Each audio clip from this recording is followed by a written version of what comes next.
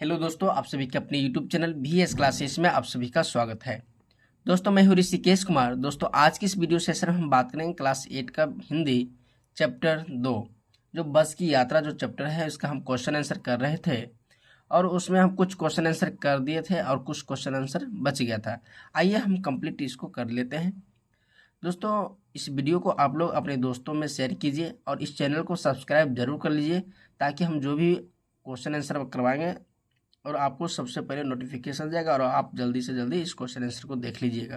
तो आप इस VS क्लासेस यूट्यूब चैनल को जरूर से जरूर सब्सक्राइब कर लें। आइए हम क्वेश्चन की ओर चलते हैं। देखिए दोस्तों, इसमें हम कुछ क्वेश्चन आंसर करवा रखे थे। प्रश्न अभ्यास का जो था वो हम कर लिए थे। उसके बाद पाठ से आगे था, इसको हम कर लिए थे। अब आइए मन बहलाना से हम क्वेश्चन देखते हैं। इसमें क्या कह रहा है, इस चीज़ को देखिए, अच्छे से देखिए। कहता है अनुमान कीजिए यदि बस जीवित प्राणी होती, बस क्या कह रहा है कि अनुमान कीजिए यदि बस जीवित प्राणी होती, बोल सकती तो वह अपनी बुरी हालात और भारी बोझ के कष्ट को किन शब्दों में व्यक्त करती, लिखिए। आइए देखते हैं इसका उत्तर। इसका उत्तर क्या हो जाएगा, देखते हैं। इसका उत्तर कहता है अगर बस बोल सकती तो कहती, ओह मेरी हालत देखो, मेरे टायर घिस चुके हैं, इंजन खांसता है, फिर भी मुझे रोज सड़कों पर दौड़ाया जाता है, भारी भरकम बोझ भी उठाना पड़ता है, कोई मेरी मरम्मत नहीं करता, मैं थक चुकी हूँ। इसका यही सटीक उत्तर हो जाएगा। आप चाहे तो इसका स्क्रीनशॉट ले सकते हैं। अब ये अगला क्वेश्चन क्या है।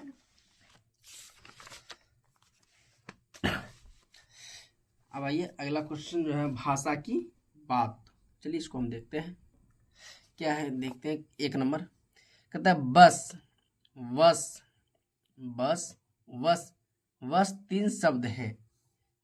इनमें बस सवारी का अर्थ में, बस सवारी के अर्थ में, वस अधीनता के अर्थ में और बस पर्याप्त के अर्थ में प्रयुक्त होता है।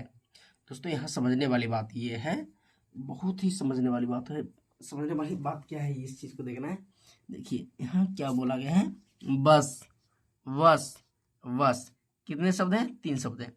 इनमें बस सवारी का अर्थ में, पहला जो बस है सवारी के अर्थ में, और वस अधीनता के अर्थ में, और बस पर्याप्त यानी काफी के अर्थ में प्रयुक्त होता है। जैसे बस से चलना होगा, मेरे वश में नहीं है, अब वश करो। ठीक है। अब देखिए यहाँ क्या लिखा हो, उपयुक्त वाक्यों के समान वश, वश और बस, बस शब्दों से 2-2 वाक्य बनाइए। आइए इसका उत्तर देखते हैं। देखिए पहला पहला वश से क्या हो जाएगा, आजकल के बच्चों को समझाना सबके वश की बात नहीं है। और दूसरा वश के क्या हो जाएगा, भगवान की करनी मनुष्य के वश में नहीं। ठीक है। अब बस के बारे में देख लेते हैं। बस, बस करो कितना खाओगे। ठीक है। और अगला क्या है, वश के, बस करो इतना काफी है। यही इसका सटीक उत्तर हो जाएगा। आप चाहे तो इसका स्क्रीनशॉट ले सकते हैं। आइए आगे देखते हैं। आगे क्या कर रहा है, हम 5 मित्रों ने तय किया कि शाम 4 बजे की बस से चले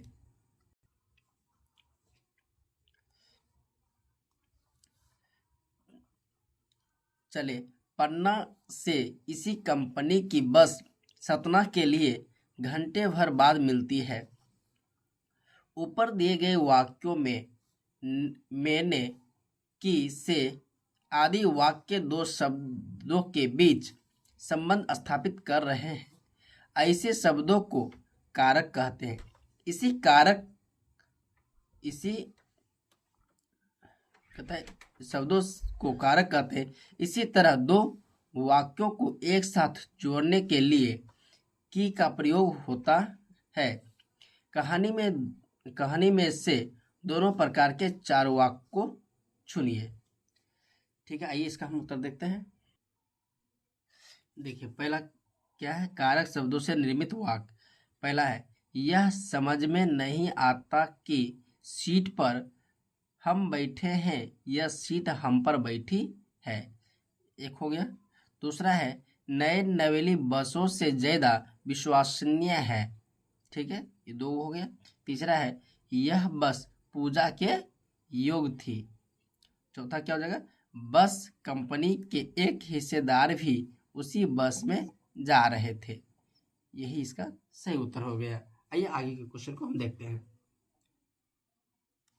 अगला क्या कर रहा है, अगला कहता है, हम फौरन खिड़की से दूर सरक गए।